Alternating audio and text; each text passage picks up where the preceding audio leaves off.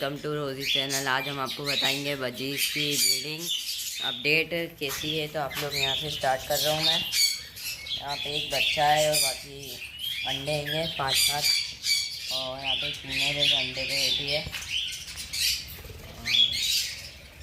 यहाँ पे कुछ नहीं है, यहाँ पे भी अंडे दिख रहे हैं।